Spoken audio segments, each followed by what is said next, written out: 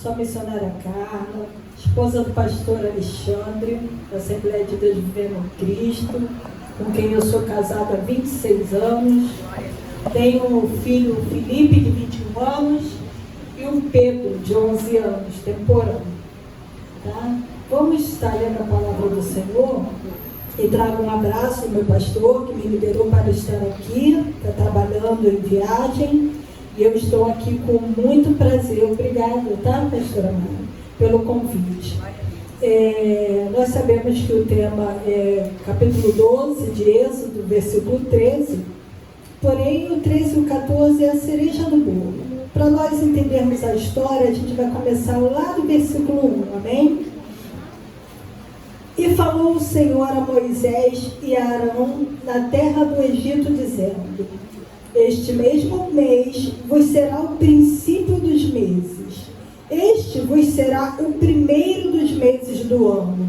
Falai a toda a congregação de Israel, dizendo: aos 10 deste mês, tome cada um para si um cordeiro, segundo as casas dos pais, um cordeiro para cada família. Mas se a família for pequena para um cordeiro, então tome um só com seu vizinho perto de sua casa, conforme o número das almas, cada um conforme ao seu comer, fareis a conta conforme ao cordeiro.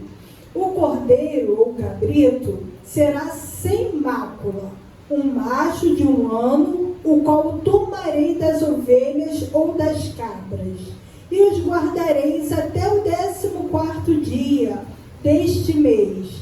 Então todo o ajuntamento da congregação de Israel o sacrificará à tarde, e tomarão do sangue e o passarão em ambas as ombreiras na verga da porta das casas que o comerem.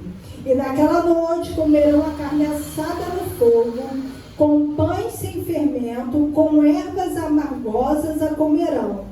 Não comereis dele cru, nem cozido em água, senão assado no fogo, a sua cabeça com os seus pés e com a sua fressura. E nada dele deixarás até amanhã, mas o que dele ficar até amanhã queimareis no fogo. Assim, pois, o comereis, os vossos lombos cingidos, os vossos sapatos nos pés e o vosso cajado na mão, e comereis apressadamente esta é a Páscoa do Senhor. E eu passarei pela terra do Egito esta noite, e ferirei todo o primogênito na terra do Egito, desde os homens até os animais, assim a todos os deuses do Egito farei juízos. Eu sou o Senhor. E aquele sangue vos será por sinal nas casas em que estiverdes. E não haverá entre vós praga de mortandade, quando eu ferir a terra do Egito. E este dia vos será por memória, e celebrá-los-ei por festa ao Senhor nas vossas gerações. O celebrareis por estatuto perpétuo. Amém? Podeis assentar. Irmãos, para a gente entender o contexto da história, até chegar no capítulo 12 do livro de Êxodo, a palavra vai dizer que esse rei faraó, ele era o 18º na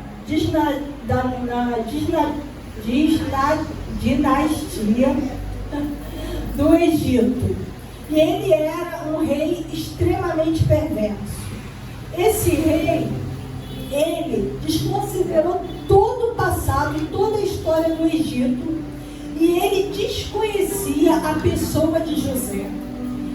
E todos aqueles que naquela época desconheciam a pessoa de José, era como se eles se voltassem contra o povo de Deus. Era como eles se voltassem contra o povo de Israel.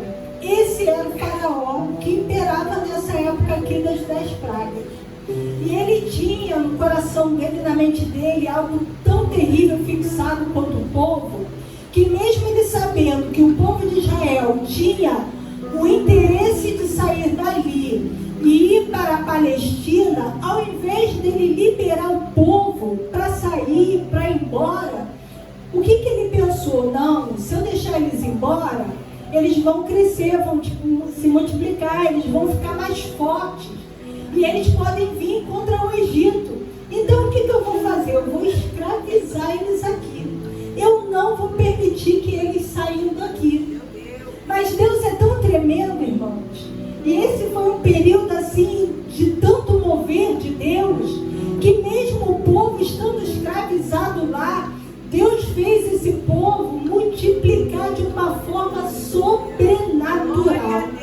E quanto mais o povo se multiplicava, mais era o jugo, mais era pesado o trabalho, e o povo não parava de crescer. E esse homem aqui, querendo acabar com isso, o que ele fez? Bom, esse povo está crescendo muito, vamos matar os meninos. Vamos matar os bebês. Aquela história que a gente conhece, começa lá no capítulo 2 de Êxodo, que vai falar sobre o nascimento de Moisés. E aí o que acontece? Ele manda matar os recém-nascidos. As parteiras falam, olha, não dá tempo de chegar lá, elas têm filho muito rápido, então faz o seguinte, afoga todos eles. Esse era o faraó que imperava nessa época. Irmãos, a gente vai chegar lá no capítulo 12. O capítulo 12, né, vem transcrevendo todo esse período, os feitos, né, de Deus através da vida de Moisés, da primeira até a 10ª praga.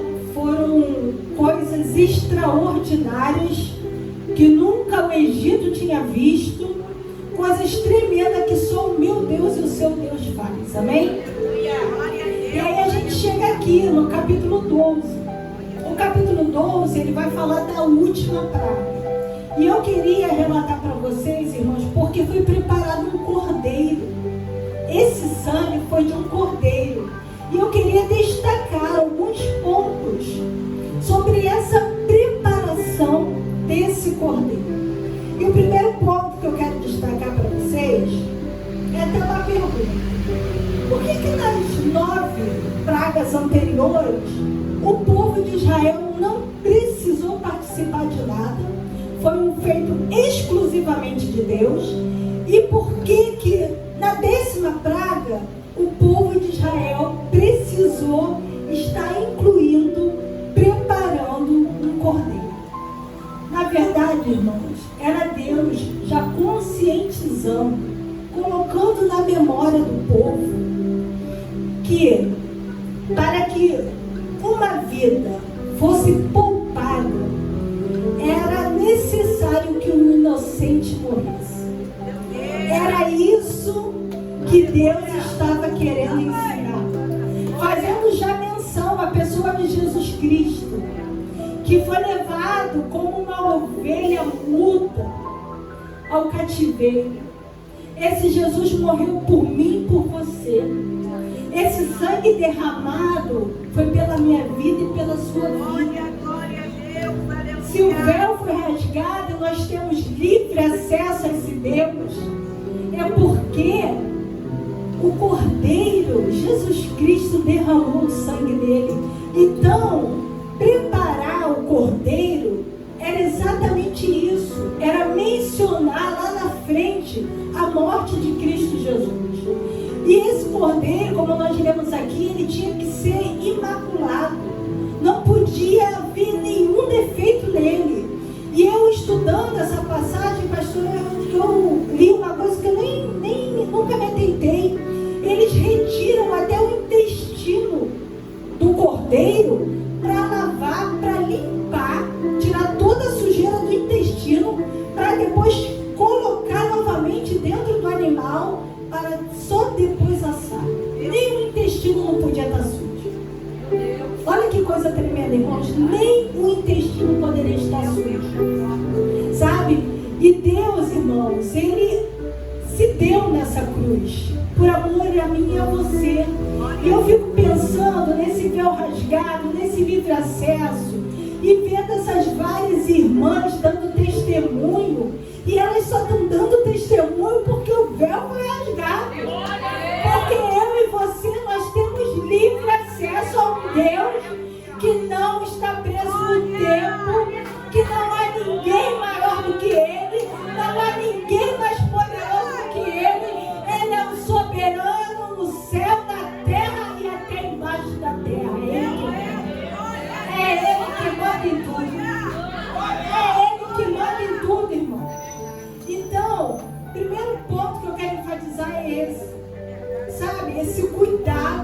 prepararam o cordeiro. O segundo ponto, irmãos, é sobre os pães. Os pães asmos. Por que os pães asmos? Porque os pão asmos quer dizer pão sem fermento. Por que o pão sem fermento? Porque o povo não tinha tempo de ficar esperando. Era hora de se preparar para sair daquele lugar. Não tinha tempo a perder. Se eles fossem ainda fermentar a massa, ia ter que ficar ali esperando, né? E a ordem era, olha como Deus mandou eles prepararem a comida, ó. Assim que vocês vão comer, com os vossos lombos cingidos, os vossos sapatos nos pés e o vosso cajado na mão, e comereis apressadamente. Esta é a Páscoa do Senhor. Glória a Deus. Então, quando Deus dá uma ordem, em nome de Jesus, não fica fermentando a massa, não. Obedece o que o Senhor está falando, se coloca de pé, se coloca de prontidão. Crê naquilo que o Senhor falou, toma posse e vai à frente. Eu estava conversando com uma jovem que faz minha sobrancelha, uma menina de 21 anos, acabou uma faculdade agora, congrega lá com a gente desde novinha. E eu estava lá deitada e a gente conversa muito, e ela falou assim, missionária, cara, eu queria compartilhar algo com você, para você me ajudar em oração. Só quem sabe é minha família, mas eu queria que você me ajudasse em oração. Eu falei, tá bom, não, pode falar. Ela falou assim, vou falar aqui porque vocês não conhecem a pessoa. Ela falou assim, missionária, olha só, alguns meses atrás, uma profeta foi tomada e veio falar para mim que Deus ia abrir uma porta para mim na Barra da Tijuca. Ela trabalha lá no Patomuxo, irmãos, lá no Patomuxo, lá na Praça Seca. E eu sempre, quando via essa moça, eu falava para ela assim, Manu, Deus tem algo tremendo na tua vida. Você não vai ficar no Brasil, você vai sair para fora. Depois chegou um profeta lá e falou para ela que ia mandar ela para fora para ela se especializar mais. Eu falei para ela, eu te vejo na Barra, na Zona Sul, não te vejo no Patomuxo. E aí ela comentou isso comigo, e eu achei muito interessante que ela falou assim, irmã Carla, ora, para Deus confirmar, para Deus usar um profeta. Eu levei em consideração a idade dela ser muito jovem, mas eu falei assim, para de ficar enrolando, para de ficar fermentando essa massa. Você quer que o anjo desça do céu e fale para você, essa porta é para você ir. A porta que Deus abriu para ela, irmão, foi lá no Península da Barra. O salão pega o andar inteiro, uma sala já com tudo preparado só para ela entrar. Eu falei, minha irmã, pelo amor de Deus, você já orou, Deus já usou o profeta. Agora toma posse dessa vitória, para de ficar enrolando e vai, aceita, antes que entre outro no teu lugar. Quando as irmãs ligam aqui para a pastora, como eu vi falando, eu vi nitidamente as irmãs tomando posse. Conforme a pastora falava, olha, nós vamos resolver, fica calma. E o milagre aconteceu porque vocês tomaram posse. Se vocês ficam naquela de ficar enrolando, fermentando a massa, irmãos, a bênção passa, você perde a bênção e só vem tribulação.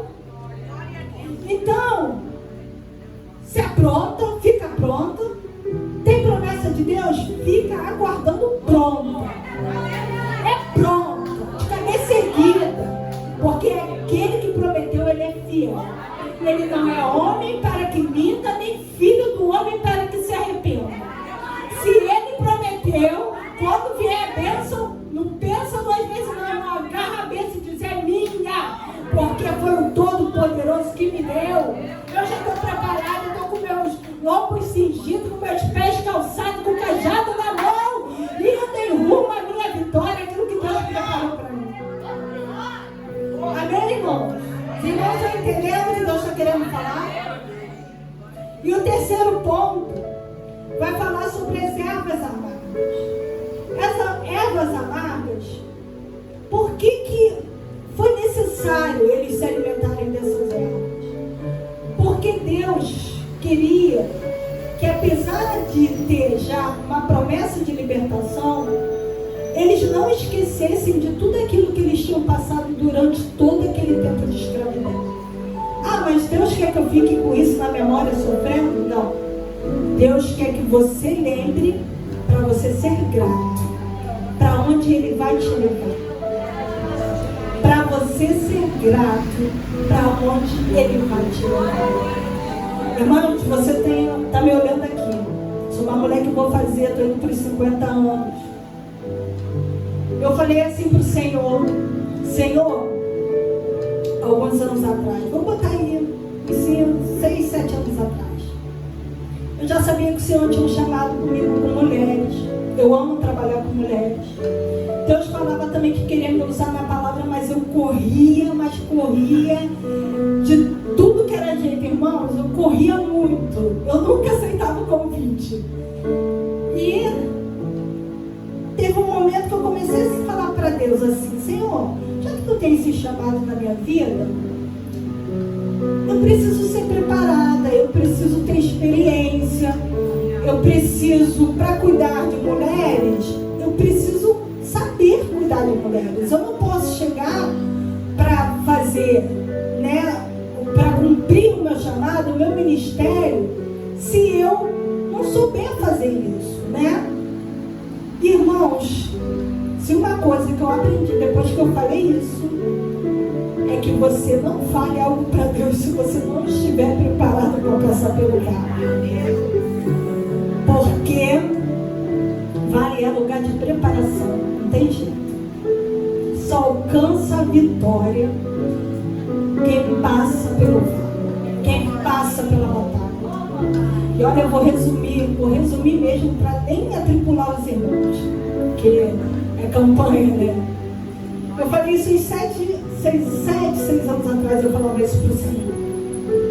2018, irmãos, eu descobri que meu pai estava com uma doença, uma cirrose por esteatose hepática, não era alcoólica. Meu pai era um homem que eu amava muito.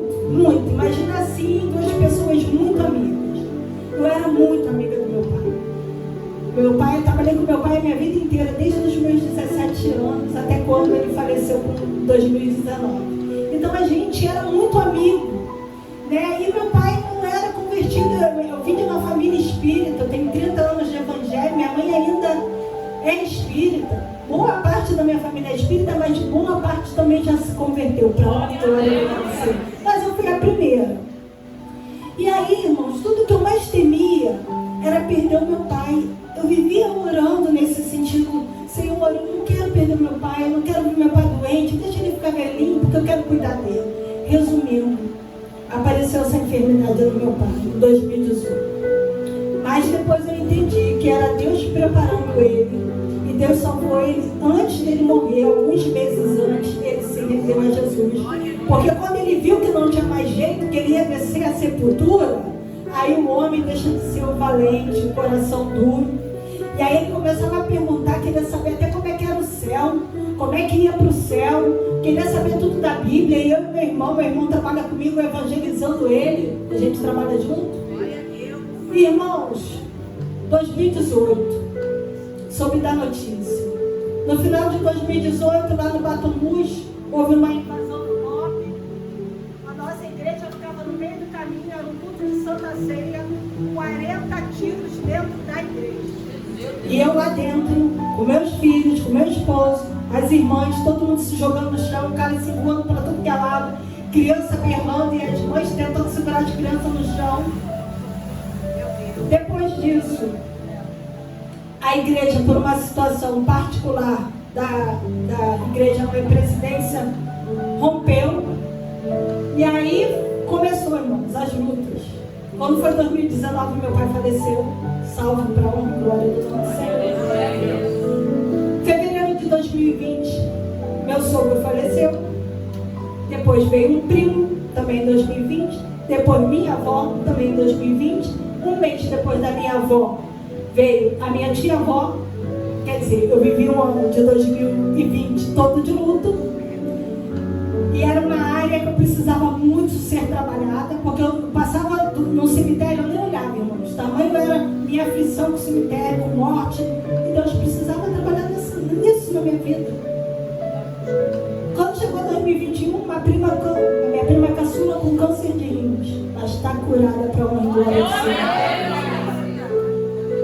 Quando foi em 2022, eu virei um ano falando assim: louvado, glorificado seja o teu nome, Senhor.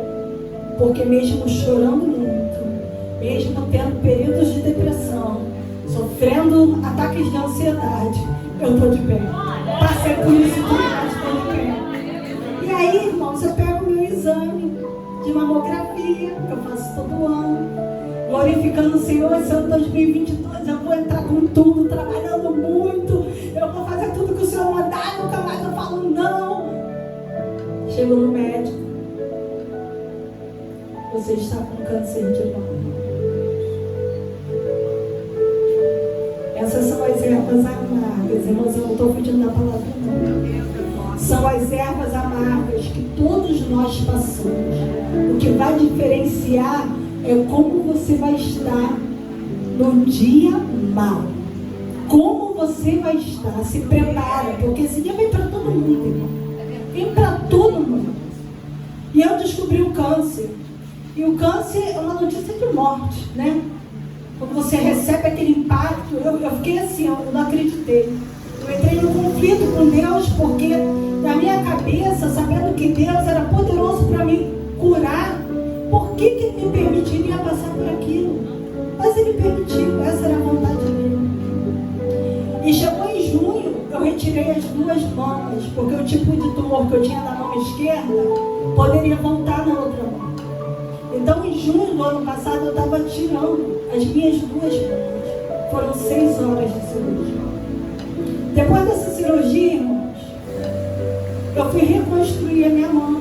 Saiu a equipe do cirurgião, né, que tirou a mama. Por sinal, muito bom, é uma benção. Amanhã eu vou estar com o meu médico de novo. E entrou uma outra equipe que foi enviada pelo plano de saúde para reconstruir a minha mama. Para resumir a história, o homem fez uma barbaridade comigo. De junho até dia 29 de dezembro, que foi o último dia daquele ano que eu entrei no hospital, eu operei 4 vezes. Tudo que vocês podem imaginar de errado que deu na minha mama, que aliás não tinha mais mama, né? Tinha só pele. Era pus saindo, era prótese entortando, era ferida abrindo. Irmãos, mas eu quero falar uma coisa aqui para vocês. Quando Deus te fizer uma promessa, nessa hora da erva amarga, se apega nessa promessa. Porque quando eu recebi o diagnóstico para fazer o exame, né, para confirmar, eu comecei a falar com o Senhor: Senhor, por favor, não deixa ser maligno, não deixa ser maligno. E quando eu abri a palavra, Deus mostrava que eu ia passar pela luta. Mas toda a passagem no final era uma passagem de vitória. Muitas dessas palavras foram em salmos. E eu falei assim: não tem jeito, eu estou mesmo com tumor, mas eu vou passar. Eu vou passar. Irmãos, foi terrível. Foi um ano terrível, porque mexe com toda a família, mexe com a igreja, mexe com toda uma estrutura familiar, com a minha mãe, com as minhas primas, todo mundo. E, irmãos, eu fui passando aquele processo. E cada vez que me falava: ó, tu vai ter que entrar de novo na sala de cirurgia. Com 10 dias eu estava voltando. Com 10 dias eu estava abrindo tudo de novo. Com 10 dias de operar. E depois mais 3 vezes. Irmãos, eu chorava na hora da notícia, parava o meu choro e falava: Senhor, o Senhor vai me ajudar, eu vou passar por mais. Irmãos, eu entrava por aqueles hospitais com uma calma tão grande que parecia que eu não ia passar por nada. 5 anestesia geral. Por final, irmãos, eu estava tão deformada, tão sem mais pele, sem nada. Eu não conseguia me olhar no espelho. Chorei muito no dia que eu cheguei em casa da primeira cirurgia, que tirou a atadura, minhas primas estavam comigo, eu quase desmaiei quando eu olhei para o espelho. Eu não esperava aquela imagem. Eu achei que ia ser forte. Eu tive que ser segurada e correr para minhas primas me carregar para a cama, me sentar, para mim ir voltando a mim e me acalmar. Mas eu quero dizer para vocês, irmãos, que mesmo em meio a tudo esse momento, toda vez que eu me prostrava diante do Senhor, o Senhor falou: eu vou te dar vitória, eu vou te curar. E aí eu falei assim para o Senhor: Senhor, eu não quero passar pela quimioterapia, Senhor, eu não quero perder meu cabelo. Eu abri a palavra de Deus e Deus nos falou lá em Lucas, 1 Lucas, quando o anjo se apresentou lá para Zacarias. Quando eu abri a Bíblia, eu enviei o anjo porque eu ouvi a tua oração.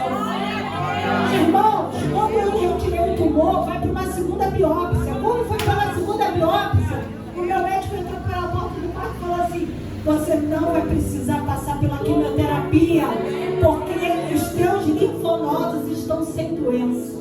Eu já saí glorificando ali no hospital, toda amarrada, um mês, dormindo de barriga para cima, precisando de gente para dar banho, amiga dar banho, irmã de igreja dar banho, parente dar banho, marido, não dava certo. Falei: pelo amor de Deus, não corte de mim, você sabe que está machucando. O homem não leva jeito para essas coisas, mas Deus levanta pessoas para nos ajudar nos dias das ervas amargas.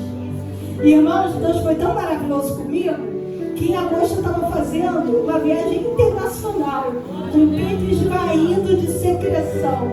Eu enfiava uma porção de pano, entrei dentro do avião com a minha família, porque era promessa do Senhor. Eu viajei 11 horas para chegar lá em Orlando. E eu fiquei quase 20 dias de lá, irmãos. Eu esqueci até que eu estava cheia de atadura. Andei até nas montanhas russas. Porque Deus faz assim.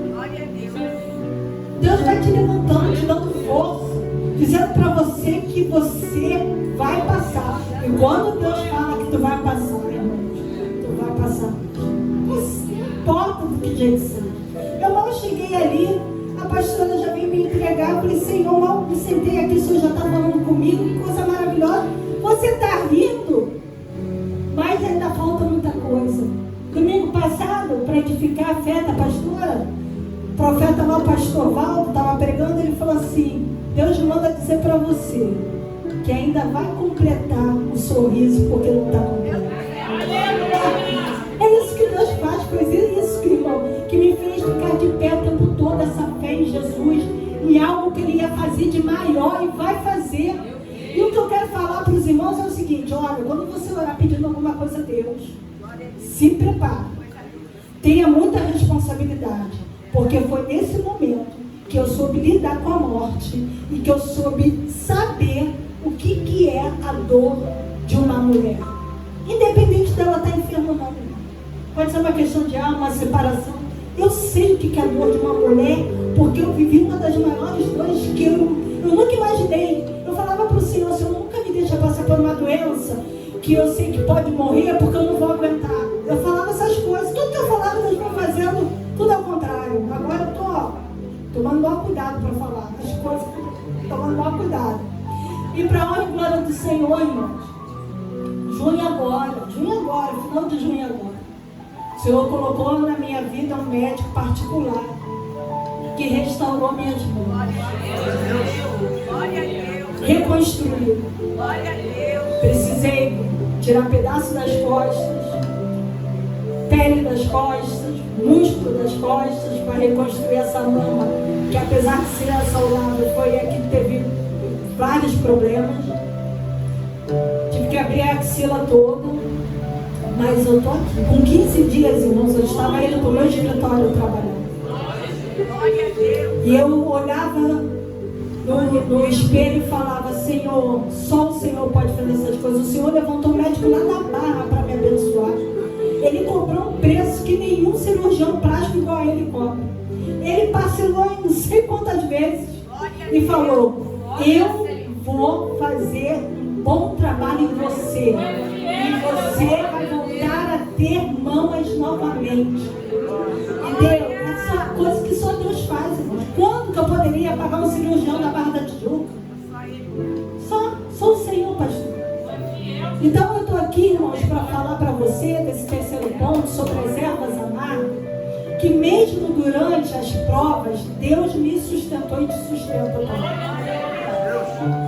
Não tenha medo do diabo. Ele não tem poder para tocar num fio de cabelo seu. Ele tenta. E a gente faz a nossa parte. A gente vai lá pro monte do azeite, vai lá pro Cardoso Fonte. Eu também vou, meu marido ama o monte do azeite. A gente se enfia nos buracos desse, começa a buscar a Deus, porque a gente realmente também não pode ficar na rede. A gente tem que estar preparado para a batalha.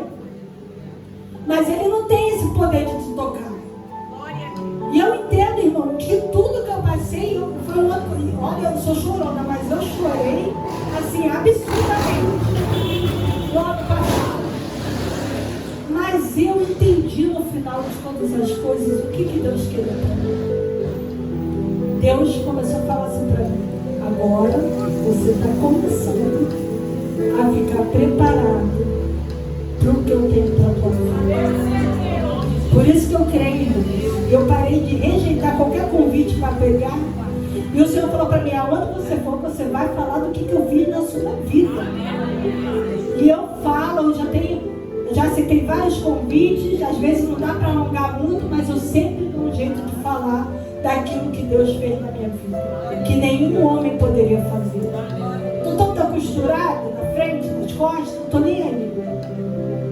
Deus colocou uma nutricionista para cuidar da minha alimentação.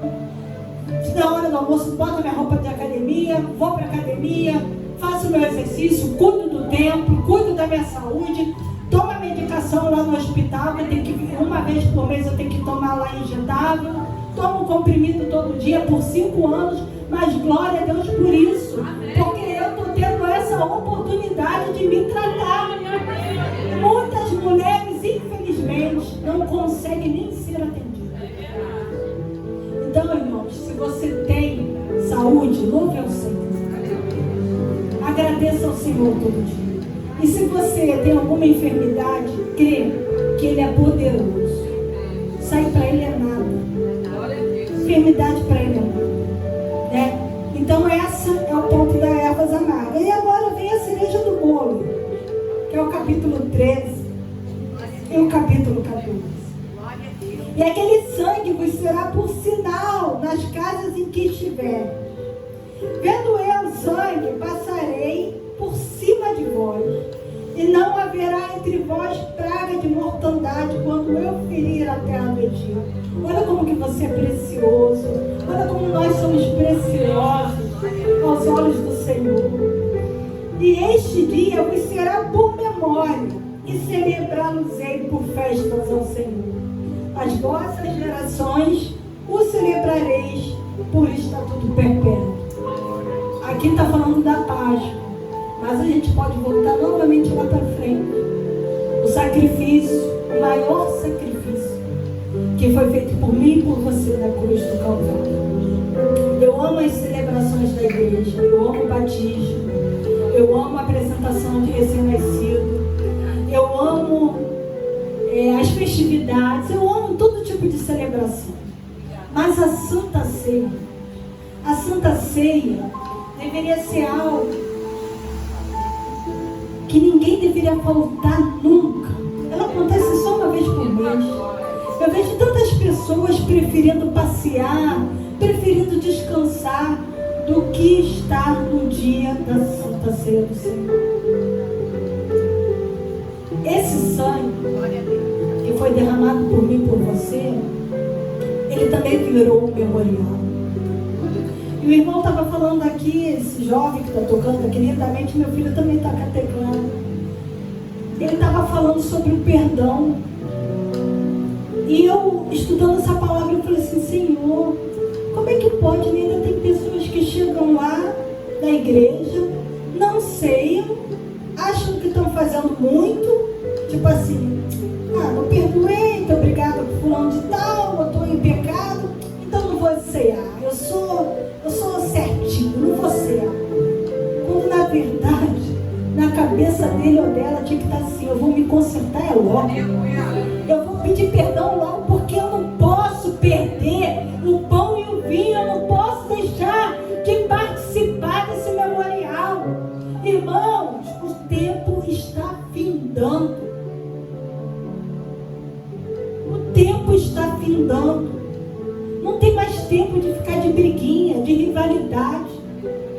Rivalidade dentro da igreja, rivalidade entre departamentos, rivalidade entre os irmãos. Nós não temos mais tempo para isso, irmãos. Então, a Santa Ceia, sabe, é aquele momento que você tem que estar realmente, quando você se examinar, você falar assim, eu estou pronto para desfrutar daquilo que o Senhor mandou, que é um memorial dele, é um memorial do Senhor, sabe? O sangue lá nos umbrais foi para dar um livramento dos mortos, e o sangue de Jesus também foi para nos dar um livramento da morte eterna. Que maravilha saber, irmãos, que nós vamos morar no céu. Que maravilha saber. Que coisa tremenda saber, irmãos, que lá não haverá dor, não haverá doença, não haverá choro. Uma vez um pregador falou assim para mim, imagina uma corda, para mim não, para a igreja, imagina uma corda. Pega só aqui na pontinha dela e deixa o restante solto. Aí ele falou assim, olha só, essa pontinha aqui que eu estou segurando é essa vida aqui na terra. Todo o restante da corda é a vida eterna. Por que você está se prendendo em tanta coisa aqui, por esse pouquinho aqui, ó? Entristecendo o Espírito Santo de Deus, virando as costas para Deus toda vez que dá alguma coisa errada. Você tem uma eternidade para desfrutar, irmão. Se tem alguém aqui que precisa se consertar com o Senhor, não perde tempo não. Quando eu passar o microfone para a pastora, vem depressa. Vem depressa, irmãos, porque os dias são maus. Toda vez que a gente entra em casa, a gente tem que entrar glorificando a Deus porque nós chegamos. E quando nós sairmos, nós precisamos orar e falar com o Senhor, Senhor, nos guarda. Amém, meus irmãos? Eu espero que os irmãos tenham recebido essa palavra, tenham tomado posse dessa palavra. E eu, irmão, só desejo cada vez mais ser um instrumento de Deus. E eu não sirvo, não decidi obedecer por medo de ficar doente de novo, não. Eu obedeci porque, enfim, eu entendi qual era o propósito, qual é o propósito. Então eu quero obedecer porque eu amo a Jesus. Não é por medo, porque se eu ficar doente de novo, ou ele me cura ou ele me leva. Mas como eu sou uma salva em Cristo Jesus, eu vou morar no céu. Não quero morrer, quero ser avó, quero viver muito, gosto aqui do planeta Terra, tem muita coisa legal. Mas ele é que tem o controle de todas as coisas. A gente pode sair daqui e não chegar em casa. Então não perca a sua oportunidade. Deus está falando de libertação, falou da libertação do povo, mas hoje, para nós, a libertação daquele que já pagou um alto preço pela minha e pela sua vida. Amém? E assim eu agradeço a minha oportunidade em nome de Jesus.